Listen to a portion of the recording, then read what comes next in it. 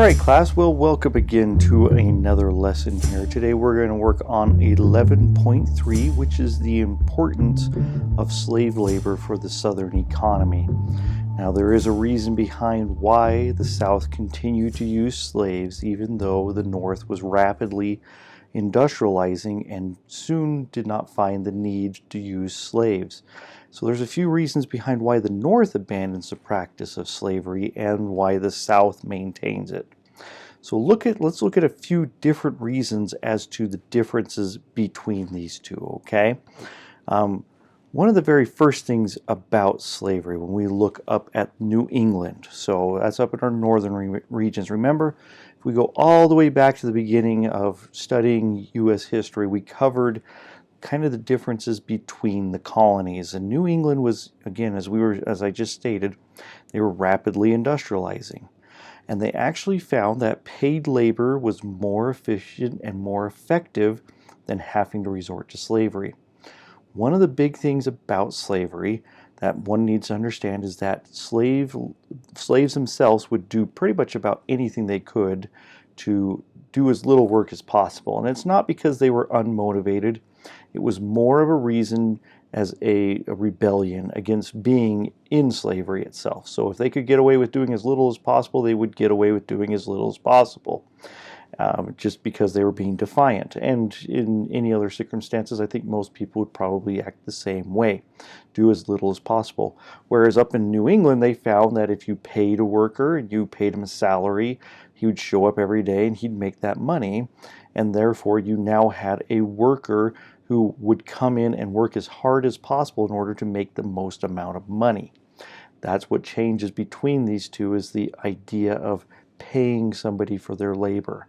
Now again, there's a reason why the South does not quickly shift away, because they look at the North and realize if you pay somebody for their labor, they're going to give you harder work.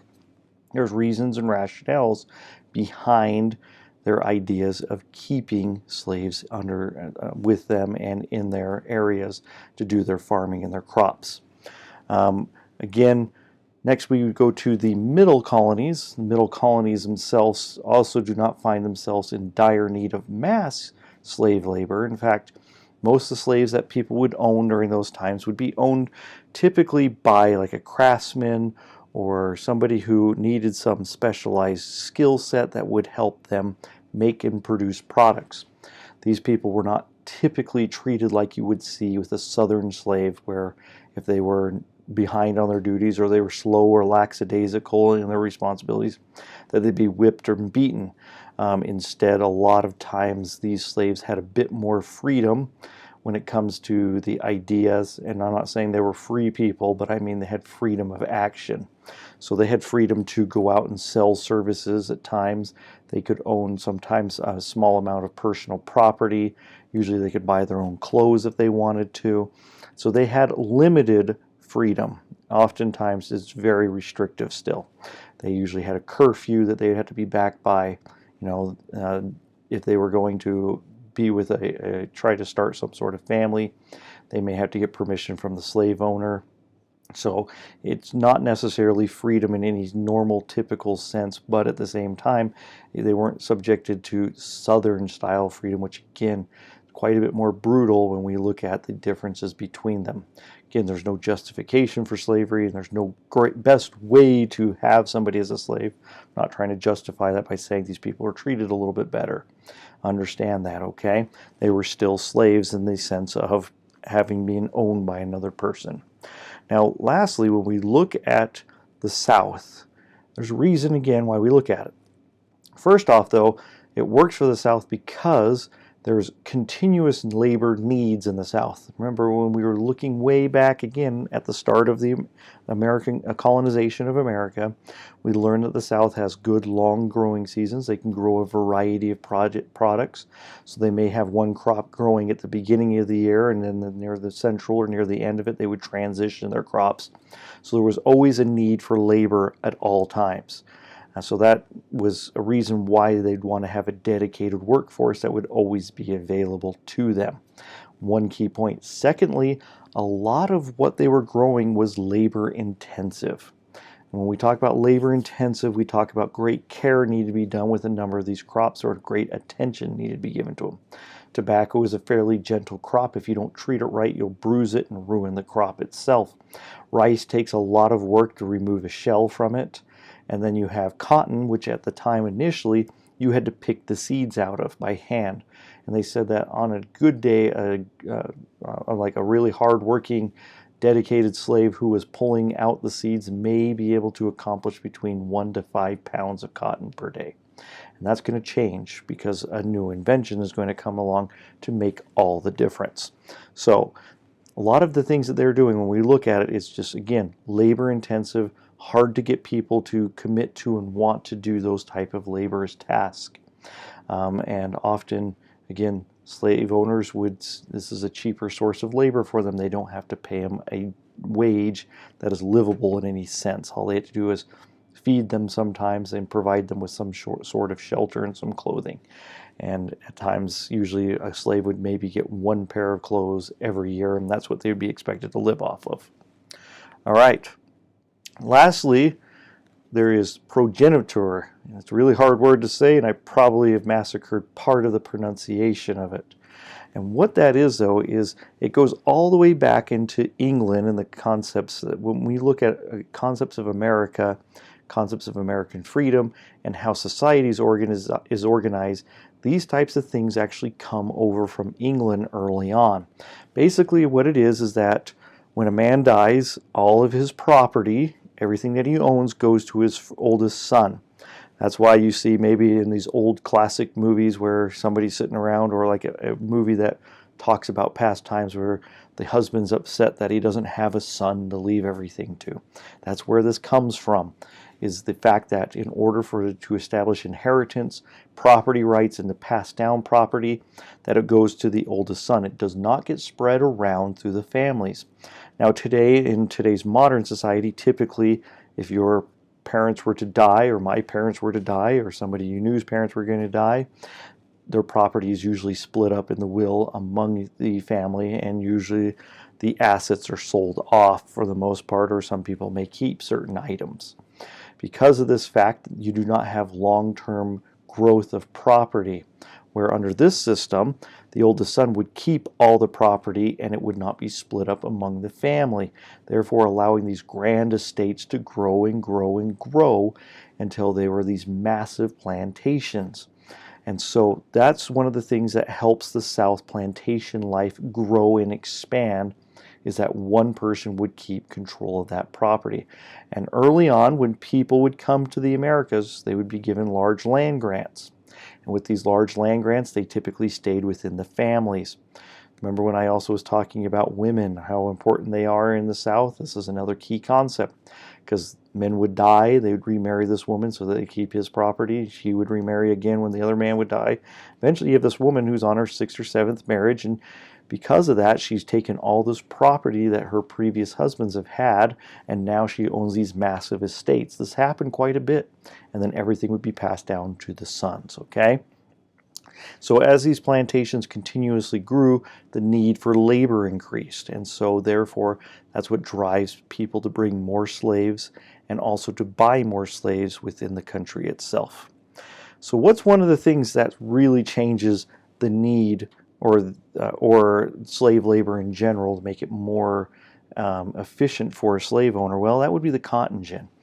Cotton gin, made by Eli Whitney in 1793, was designed to be able to pull the seeds directly out of the cotton by using a mechanical machine that you could turn and have it separated out. Remember when I talked about 1 to 5 pounds as being what a typical slave could produce in a day?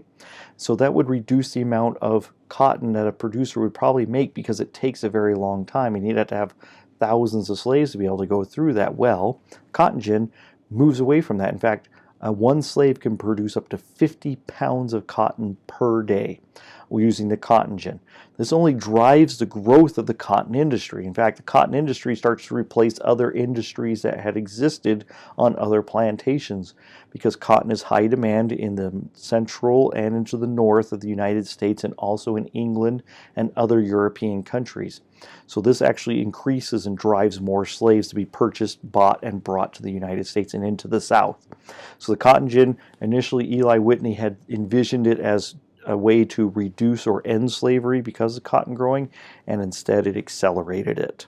So with that and the expansion of the growth of the plantation system, again, we start to see negative effects that occur throughout the country. First negative effect, of course, we just talked about, more slaves come in.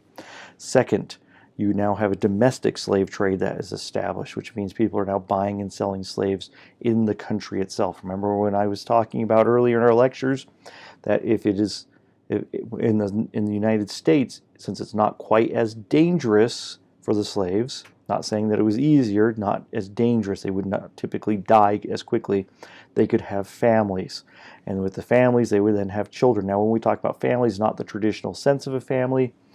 They usually were not formally married by any sort of pastor or religious figure or even a government official. Instead, they had more of like a common law marriage, and then they'd have children. However, again, since they are property of the person, and it's lifetime property too. It's not like they are property until he dies. Again, remember that concept we just talked about being passed along. That means you are property for as long as that person lives, and for his son and his son and his son. And all of your children are property of those people forever. You do not just get to escape slavery once the owner dies, and neither does your family.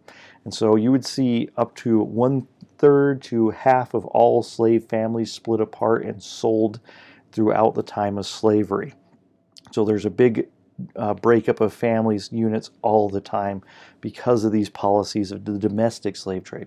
And once slave trading from Africa becomes illegal and it's restricted in the United States, that is all that is left is the domestic slave trade.